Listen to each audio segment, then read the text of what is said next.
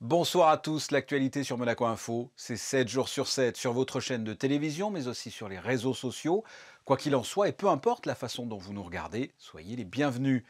Monapass, voici le nom d'une nouvelle application dans le cadre de la transition numérique. Vous découvrirez à travers un reportage son utilité.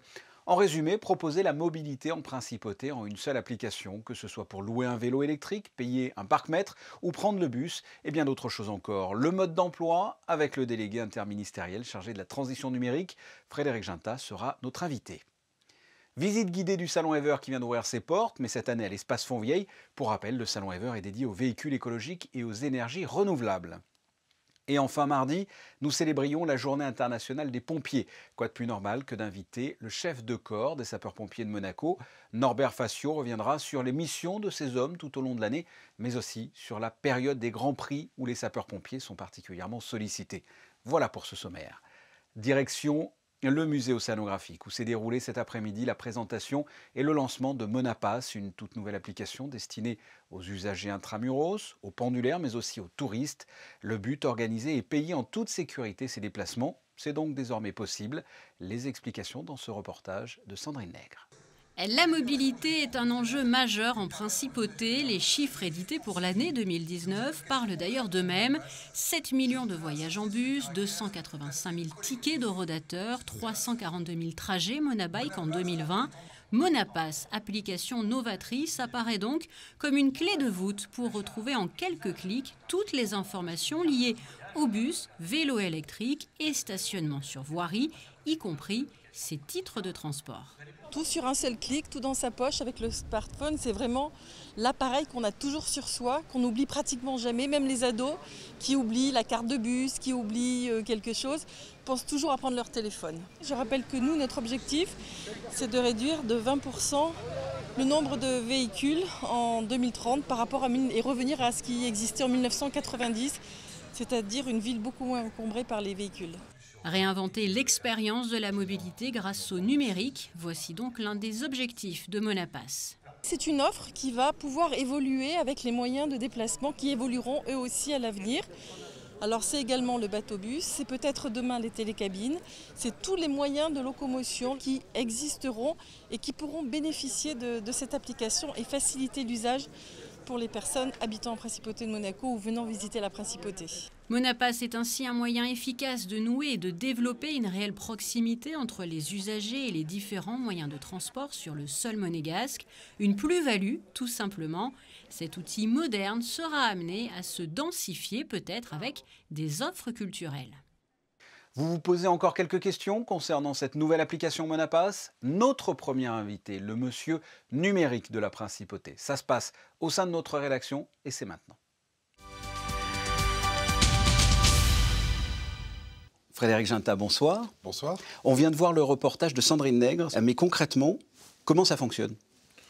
Concrètement, Monapass est une application qui a été créée par le gouvernement, notamment un département de l'équipement environnement et urbanisme, ainsi que mes services et la mairie et la compagnie d'autobus monégasque. Donc c'est une vraie aventure collective. Et cette application, elle permet, depuis son smartphone, d'utiliser aujourd'hui les moyens de mobilité monégasques, le bus, Monabike, les stationnements de voirie, d'ici la fin de l'année, Mobi, et l'année prochaine, les parkings en principauté. Donc on est vraiment sur une application où toute la mobilité est accessible dans sa poche. Et quand je dis toute la mobilité, ça veut dire deux choses. Ça veut dire évidemment la validation, le paiement, mais aussi l'information. On peut savoir quels sont les vélos disponibles, on peut savoir où est le prochain bus, on peut même savoir quel est le trajet optimal via Citymapper en combinant un bus, de la marche à pied et un vélo. Donc quelque part, c'est toute la mobilité de la Principauté dans la poche de l'habitant, du résident ou du pendulaire. En gros, c'est rassembler des applications déjà existantes dans un seul système? C'est effectivement rassembler des applications existantes et développer de nouveaux usages dans un seul système. On est conscient que le monégasque, le résident, le pendulaire n'a pas forcément vocation à être un expert du numérique. Il possède aujourd'hui beaucoup d'outils. Il possède un abonnement à la CAM, il possède un abonnement Monabike, différentes cartes, il souhaite se garer. il souhaite accéder à SteamApper pour connaître les usages, il souhaite pouvoir payer avec sa carte bleue, c'est pouvoir payer avec son smartphone, et quelque part, ça crée beaucoup de friction. Nous, l'ambition, notamment dans le programme Excellium Monaco, c'est d'offrir une expérience exceptionnelle de mobilité à Monaco, et donc avec cette application, la personne n'est plus à se soucier de savoir si c'est un bus, un vélo, un stationnement, n'est plus à se soucier de savoir si la carte bleue est dans la poche, n'est plus à se soucier de savoir si le vélo est en bas et disponible ou pas. Tout est dans l'application, tout est enregistré, et avec son smartphone, on peut se balader en principauté et quelque part favoriser une mobilité douce. D'un point de vue très pratique, j'ai déjà des applications dont vous avez parlé sur mon téléphone, Monabike, PayByPhone par exemple. Je fais quoi de ces applications? Je les jette ou comment je pratique pour utiliser Monapass par rapport à vos applications que j'ai déjà? Or, il n'y a pas à les jeter. Vous pouvez complètement continuer à les utiliser de la même façon. Ce qu'il faut, c'est aller sur Monapass, si vous utilisez Monapass, rentrer une fois pour toutes sa carte bleue, rentrer une fois pour toutes son abonnement à la CAM, rentrer son abonnement à Monabike, et quelque part, après, vous pouvez utiliser Monapass pour tous vos besoins. Donc c'est une facilitation de l'accès à la formation et de la transaction. C'est un système qui est assez unique. Très très peu de villes ont quelque part cette approche holistique de la mobilité, et quasiment aucune, lorsqu'on aura lancé avec Mobi et plus tard avec les parkings, auront cette approche totalement intégrée. Donc c'est un outil qui est novateur et qui permettra aux gens de ne plus se poser la question de mobilité douce et au contraire d'en profiter pleinement sans savoir s'ils ont une carte à baisser, sans savoir si on prend un ticket, sans savoir si leur abonnement doit être sorti ou pas, mais quelque part avec un confort maximum pour une expérience et une qualité de vie meilleure. Le but, c'est d'augmenter la qualité de vie par la mobilité en facilitant la mobilité douce. En quoi c'est important en termes de transition numérique, concrètement? Monapass, il rentre dans 3 objectifs. Le premier, c'est évidemment la transition environnementale, le développement durable. Monapass contribuera à l'objectif du gouvernement princier, qui sera d'ici 2030 de baisser le trafic de véhicules légers de 20% pour revenir à peu près au volume début des années 90. C'est un vrai enjeu écologique afin de, quelque part, permettre aux gens de prendre plus le vélo, plus le bus et donc moins la voiture. On est dans la droite lignée des sujets réalisés par le gouvernement, comme notamment Klaxit sur le covoiturage, pour arriver jusqu'à Monaco. C'est le pendant. Une fois à Monaco, je profite de la mobilité douce, que je sois un résident, un monégasque ou un pendulaire. Donc il y a un objectif qui est écologique. Il y a un objectif évidemment qui est numérique, qui s'inscrit dans permettre aux gens de la principauté d'avoir les meilleurs outils numériques, d'avoir des choses qui ne sont pas disponibles ailleurs, d'avoir dans sa poche un outil de mobilité qui est très novateur, très performant. Et enfin, en termes de qualité de vie, on s'est mis à la place de l'usager et on s'est dit qu'est-ce qui est le plus facile pour lui ou pour elle. Et donc, quelque part, avoir toutes les informations, les transactions, sans besoin d'utiliser aucune autre carte, est la meilleure expérience. Donc, soit sur l'ambition environnementale, la nécessité de la transition numérique, et enfin, ce qu'on souhaite sur la qualité de vie, Monapass est pour nous un pas de plus dans la bonne direction de ce que souhaite faire le gouvernement princier. La suite, l'avenir, est-ce que Monapass sera évolutif? Monapass sera évolutif. On a parlé de Mobi, on a parlé des parkings. On peut tout à fait imaginer demain travailler sur des sujets de culture, sur des sujets sportifs. La carte bleue est déjà disponible. Donc on parle d'achat de tickets, par exemple. On parle d'achat de tickets, effectivement. On parle d'achat de places qui sont en fait des billets. On est sur une logique de billettique. Comme aujourd'hui, vous achetez un ticket de bus. Demain, vous pourrez très bien acheter un ticket pour un événement à Monaco. Et Monaco ne manque pas d'événements. C'est un des axes forts de la principauté en termes d'attractivité.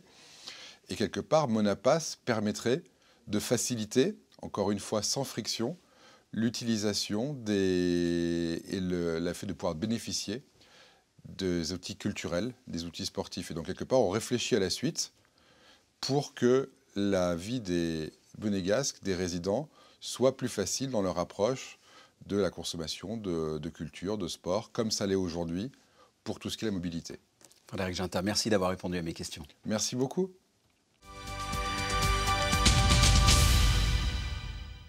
Et pendant le lancement de Monapass, le salon Ever ouvrait ses portes du côté de Fontvieille. Énergie verte, nouveautés et idées astucieuses au programme. Alexandra Pani s'est promenée dans les allées et nous dévoile quelques modèles présentés. L'électrique gagne du terrain depuis 10 ans, alors considéré comme un marché de niche. Il y a peu, aujourd'hui, toutes les grandes marques automobiles ont franchi le cap. Il y a 16 ans, le salon Ever relevait le pari de démocratiser la voiture verte. Pour cette nouvelle édition, le salon déménage sous le chapiteau de l'espace Fontvieille, 9000 m² qui offre aux exposants un plus grand espace au service des énergies renouvelables. Au programme, offres, nouveautés et exclusivités. On est devant le Nissan Ariya. C'est une voiture qui va être lancée dans 6 mois sur le marché européen. Une voiture qui a été présentée au salon de Tokyo l'année dernière et qu'on a fait venir spécialement pour le salon Ever. Il s'est passé beaucoup de choses en 10 ans. Il y a 10 ans, Nissan était le pionnier de l'électrique. On était les premiers à lancer une voiture électrique. Et je me souviens quand on était ici au salon Ever Monaco, faire essayer, on était dans une vraie rupture technologique et faire essayer une voiture électrique il y a 10 ans, c'était quelque chose d'extraordinaire. Des exclusivités mais aussi des offres proposées en principauté comme les bornes de recharge publique Monaco On ou encore ces 2 chevaux convertis en tout électrique grâce à cette société française Eden. De multiples solutions pour adapter l'électrique dans notre quotidien. C'est le cas de ce nouvel outil présenté durant le salon à l'attention des propriétaires de 2 roues et trottinettes. C'est un module lumineux qui peut venir se scratcher soit sur un sac à dos, soit sur un harnais spécifique. Et vous avez cette petite télécommande innovante donc, qui permet d'activer les signaux du module lumineux, comme par exemple les clignotants. Je peux le porter dans n'importe quel sens, il va toujours indiquer le bon clignotant, on ne peut pas se tromper. Vous avez aussi le feu de position, voilà, et vous avez le feu anti-brouillard et les feux de détresse. Donc l'intérêt pour les cyclistes, c'est de garder ses 2 mains sur le guidon pour indiquer le changement de direction sans avoir à tendre le bras et risquer une chute. Et pour les motocyclistes, l'intérêt, c'est de surélever les clignotants feu stop dans le champ de vision de ceux qui vous suivent, de sorte à ce que la 3e voiture, à travers le pare-brise de la seconde, puisse anticiper ce que fait le motocycliste. Le salon Ever, c'est aussi et surtout l'espace Ride and Drive qui permet cette année de tester pas moins de 40 véhicules. Moi, j'ai fait mon choix, vous pouvez le voir. Je suis dans ce mini Hummer présenté pour la première fois à Monaco et déjà disponible à la vente. Du plus petit modèle au format extra large, tous ont répondu présent. Pour nous, c'est très important de redorer un peu l'image du camion et ça passe par plein d'énergie, dont l'électrique. Donc là, ici, on a un véhicule benne ordures ménagères donc qui va collecter les déchets. C'est un 26 tonnes qui a une autonomie entre 80 et 120 km selon le cycle de compactage et selon le relief aussi de là où il va être exploité. Ever se poursuit jusqu'au 7 mai à l'espace Fontvieille et l'entrée est gratuite. Restons dans le domaine de l'énergie propre et des véhicules électriques. Pour débuter ce point info, nous vous en parlions hier au soir. Le 4e e-prix se tiendra ce samedi en Principauté. Il est accessible au public sous certaines conditions. Bonsoir Vanessa Dessy. Bonsoir Fabien, bonsoir à tous. Oui, conformément aux décisions annoncées par le gouvernement princier dans le cadre de l'application des mesures sanitaires, l'événement se déroulera sous les conditions suivantes. Gratuité des billets, jauge de 6500 personnes en tribune. Le public admis sera limité aux résidents, scolaires, étudiants et salariés de la Principauté, ainsi qu'aux personnes séjournant dans un hôtel et bénéficiant d'une invitation délivrée par l'ACM. Afin d'assurer une meilleure sécurité, la distanciation physique, le port du masque et l'hygiène des mains sont obligatoires. Les points de retrait des billets sont situés sur la promenade Honoré II ainsi qu'au niveau de la direction du tourisme à Monaco. Au boulevard des Moulins, ces 2 espaces seront ouverts le vendredi 7 mai de 9h à 18h et le samedi 8 mai de 6h30 à la fin de l'épreuve. Il est désormais possible de s'inscrire au stage d'été de l'école bleue Pirates des Abysses au sein de l'Académie monégasque de la mer. Oui, et c'est une nouveauté cette année car ces stages sont accessibles à partir de 7 ans.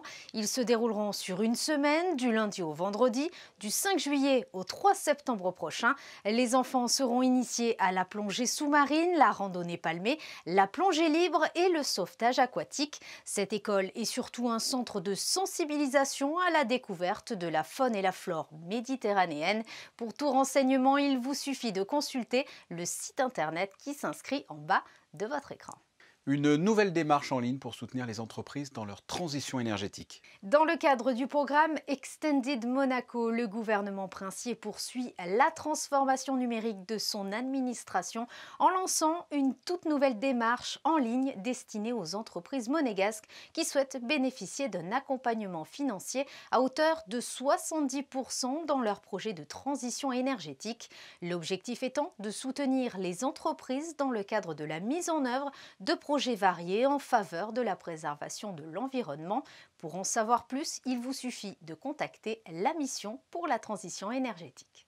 Le premier Monaco Power of Positive Impact Summit a réuni 1 millier de participants le 27 avril dernier. Cet événement pour imaginer le monde de demain aura permis de mener des réflexions en live à travers le monde. Cette première édition s'est inscrite dans la continuité de l'engagement du souverain, celui de maintenir un haut niveau d'ambition climatique avec un objectif de neutralité carbone en 2050.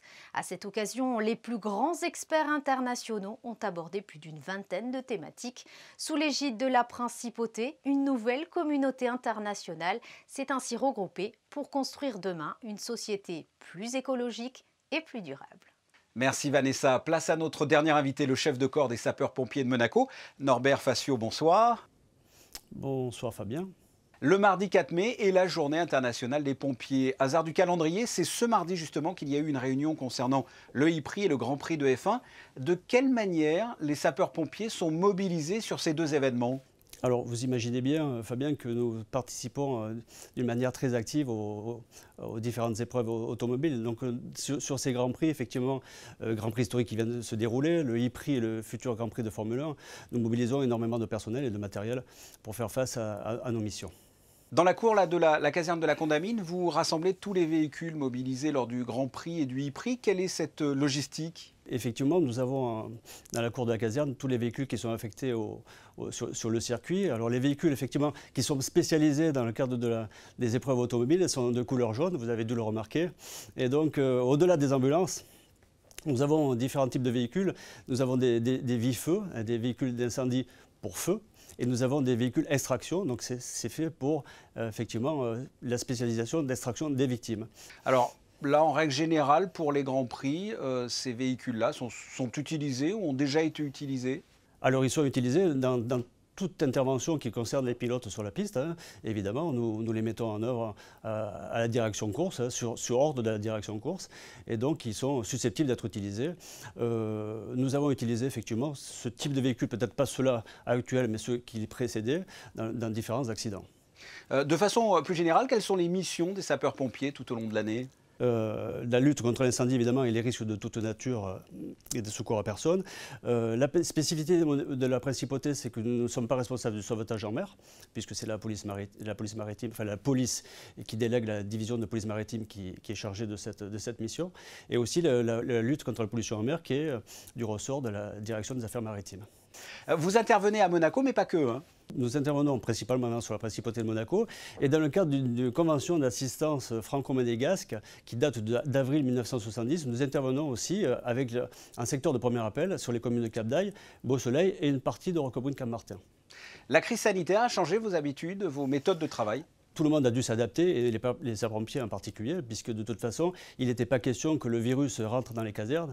Donc il a fallu mettre en place des plans de sauvegarde des personnels et des familles aussi, puisque n'oublions pas qu'au corps des sapeurs-pompiers de Monaco, les familles vivent en caserne.